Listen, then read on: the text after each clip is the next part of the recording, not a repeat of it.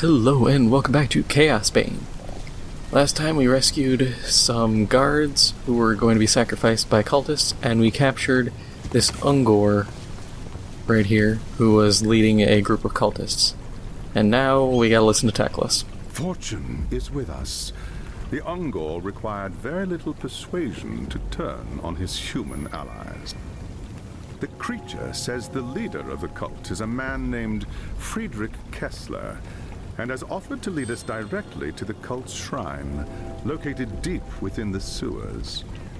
Can we trust such a twisted creature? This has nothing to do with trust.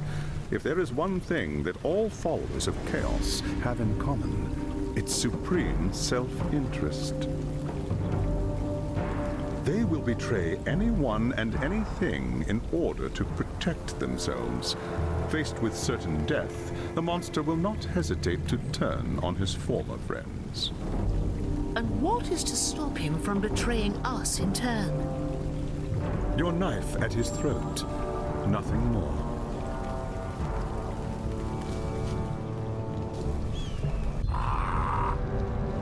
What treachery is this? Rise! Spawn of Nurgle! Slay the unbeliever for the glory of the Plague God!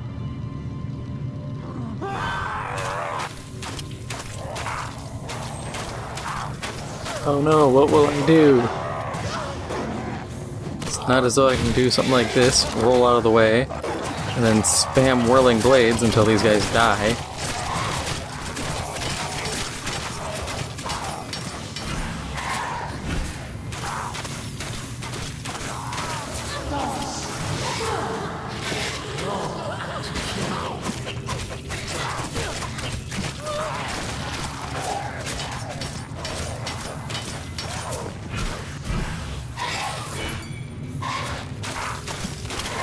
Man, would you look at that?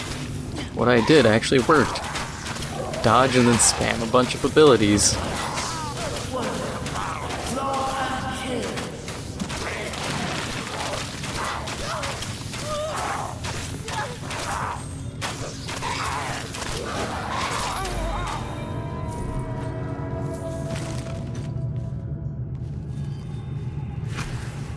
Leave the sewers. Okay. Too bad this way doesn't actually work. I have to go... Actually, I do think I have to go that way, but... There's a chest over here. And I will not pass up loot. Especially because something in there was... an improved thing. Better bracers, I'll take it. Better bow... Slightly better dagger. Even though I lose one stat, the stats otherwise are getting boosted, I'll take it. And it's not affecting like loot quality.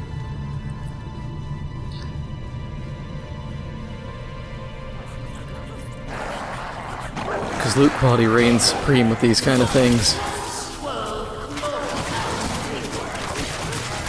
Oh yeah, I have a passive that when I hit guys, there's a chance of summoning another Dryad. I was wondering what was with the voice line that was playing, but yeah, that was it.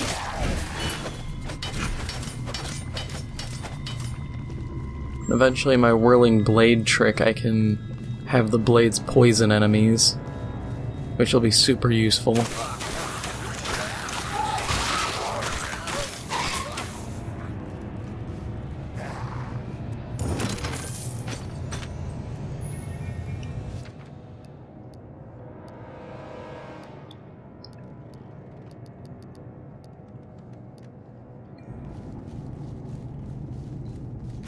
Yeah, well, like last episode I was talking about Total War Warhammer DLC, and now that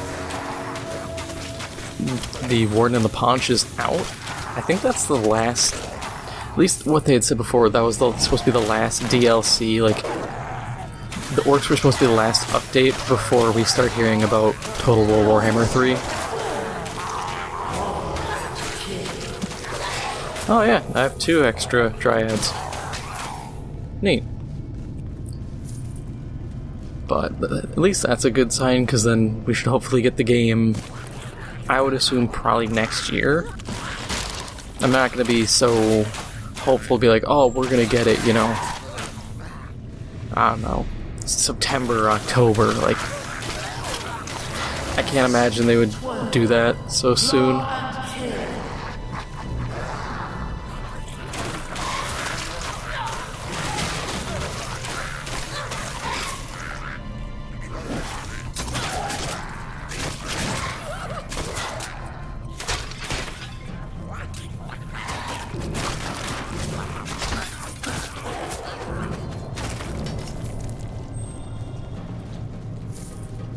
It'd be cool if we got it sooner, but I'm not gonna sit here and bank on it, because really, why would they have it get released so soon?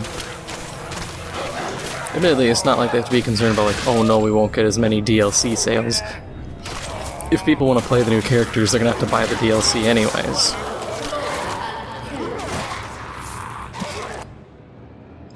Okay, we're getting rid of that passive, because even though it's cool, I'm getting real sick of already hearing that one voice line. That is one complaint I have about this game, is the voice lines they have them show up, or have them play continually. They do not have enough variety. Like when people are like, oh, I'm out of energy. One, it always seems to be like 15 decibels higher than everything else. And then it's like one line that just repeat.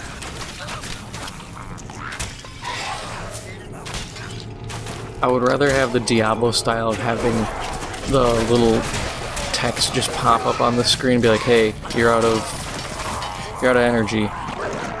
It's like, okay, I can see that. I can adjust. Instead of having my stupid, poorly voiced Wood Elf be like, I have no energy. Like, shut up. I don't care. I already know. I don't need you bellowing it every time.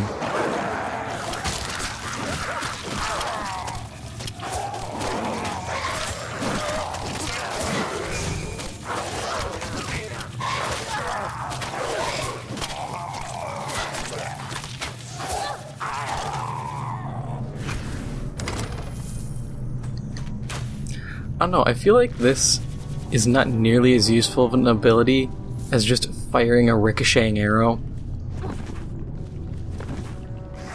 Because the ricocheting arrow, I seem to do way more damage per hit, and I feel like the hit reg actually gives me more hits than doing this.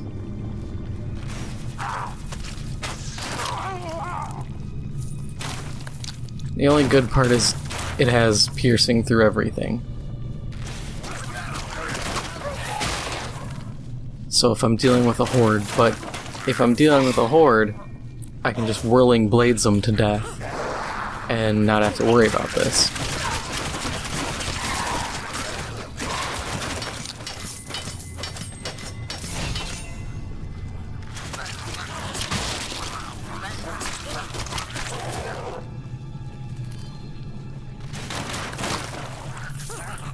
Like, that was at least a useful bit, being able to just kind of wiggle my joystick a little bit and spray down every box or every barrel. But I feel like that's not a good sign if that's your selling point for an ability. Just like, hey, you know, you can just destroy boxes really quick.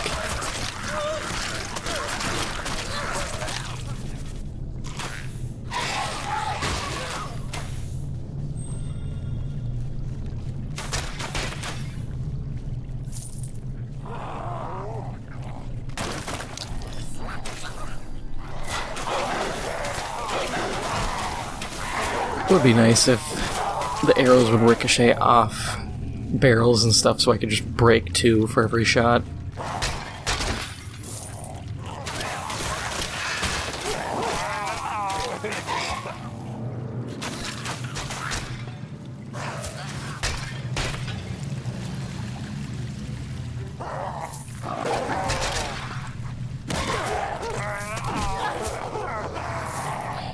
And I remember seeing some people on the Reddit for this were saying like, hey, it'd be cool if they added the reputation system like in, I think it's Grim Dawn, where as you kill the servants of one of the gods, one of the chaos gods, it would eventually like anger them to the point where you'd get a super difficult spawn as like a special boss. And I was like, that'd be kind of cool. I don't know what you would have, because I think pretty much anything Chaos has shows up in this game at some point or another. I mean, you could always do some generic Chaos champion kind of deal. And then if you want to, you could almost do random gen abilities, so one might have a damage over time aura, one might have magic attacks or melee or can summon. There's always possibilities, it's just whether or not they get realized. And of course, when you random gen stuff, you have to be careful how you random gen it, because you don't want random gen like how Anthem did their legendary weapons, which, if someone doesn't know, one time, I mean, I don't even know if they ever fixed it, but for a while people were reporting getting legendary weapons where it was like, hey, if you hit an enemy, you have, it's supposed to be an X% chance of dealing X damage, so like X amount of lightning damage or something, except it would spawn as a 0% chance to do 0 damage.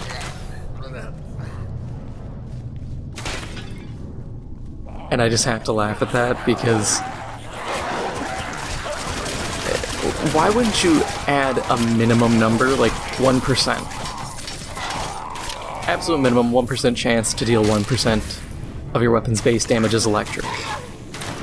Easy as that. Yeah, it feels like a slap in the face to get a supposedly like legendary weapon and it's absolute trash like that. But at least you don't have the controversy or the issue of people being like, yo, why do I have a weapon that doesn't do damage on its special effect and have no proc chance? Like, that's the kind of stuff you see. It's something I would expect to see in a comic, like satirizing ARPGs and any form of looter game.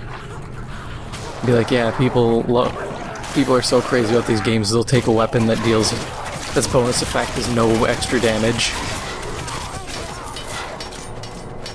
instead of, actually having that be a reality.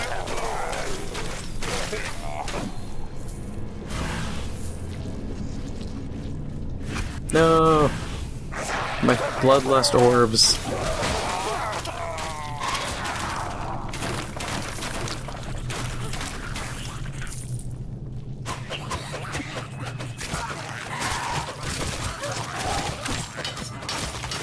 Kinda interesting that they make sure, like your whirling blades, there's a height to them.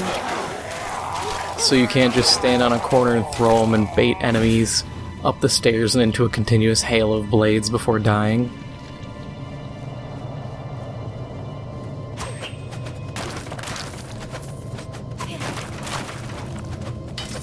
It's a very minor thing, but it's interesting to see that they made sure that wouldn't happen, whether that's intentional or just a design flaw that happened to work out for them. I don't know.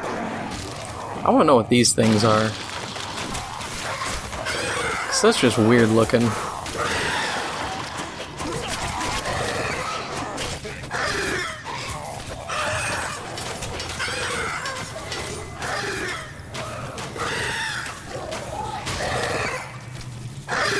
Yeah, see, it's like 200 damage per hit instead of 300-ish.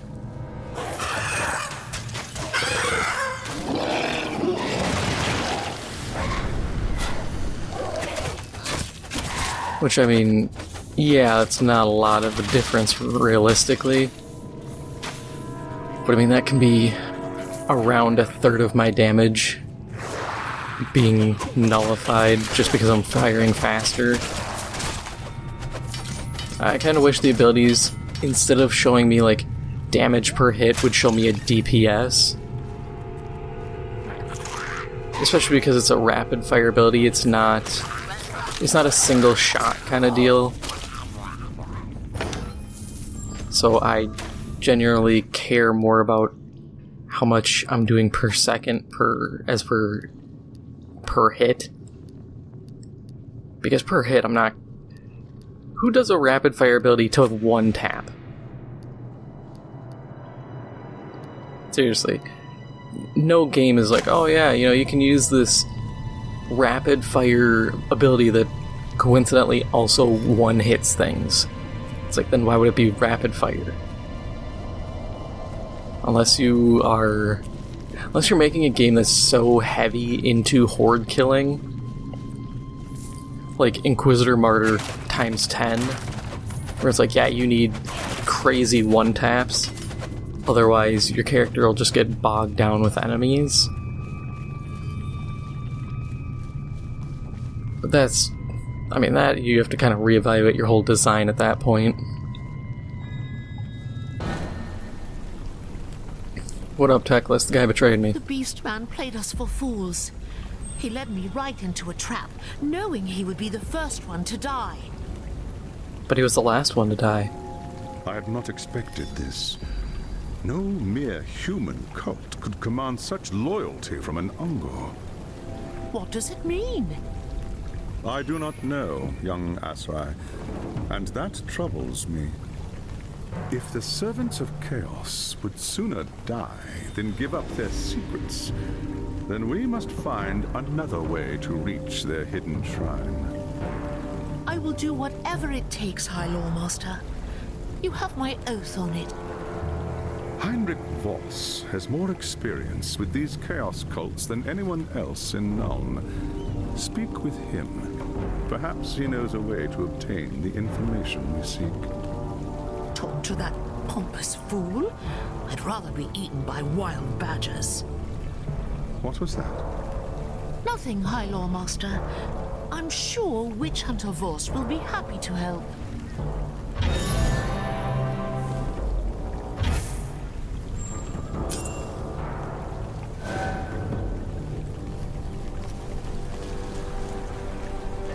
Gods have given your character a chance blessing, which gives a loot bonus while character remains undefeated. Huh. That's neat. Be a real shame if I died.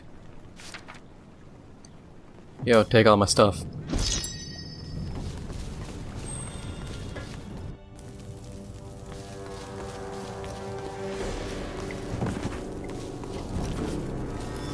Fortune favors you, Wood Elf. You were lucky to survive the Ungor's trap. Only a fool trusts the word of a servant of chaos. Lesser men confuse luck with skill. Have you been spying on me, Witch Hunter? Uncovering secrets is part of my trade. I have eyes and ears in every corner of the Empire. Yet you knew nothing about a chaos cult gathering strength right under your very nose. Why is that? I haven't time to waste on idle chatter with the likes of you. What do you want? There is a shrine to Nurgle hidden in the sewers. High Lawmaster Teclis thinks you might be able to help. Cultists often hide their secrets in symbols etched onto their flesh. Look for elaborate tattoos on any cultists you find. Concealed in the lines may be the location of the shrine.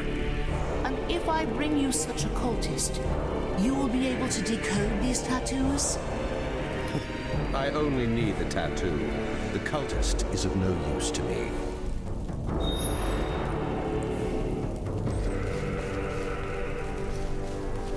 My bet is the tattoo leads down to his crack, and that's what the symbol for Nurgle's shrine is meant to be. Alright, so we are going to call it here. If you enjoyed this episode, please make sure to hit the like button. Helps out the channel a lot. If you're new, please make sure to hit the subscribe button. Thank you for watching, and I'll see you in the next one.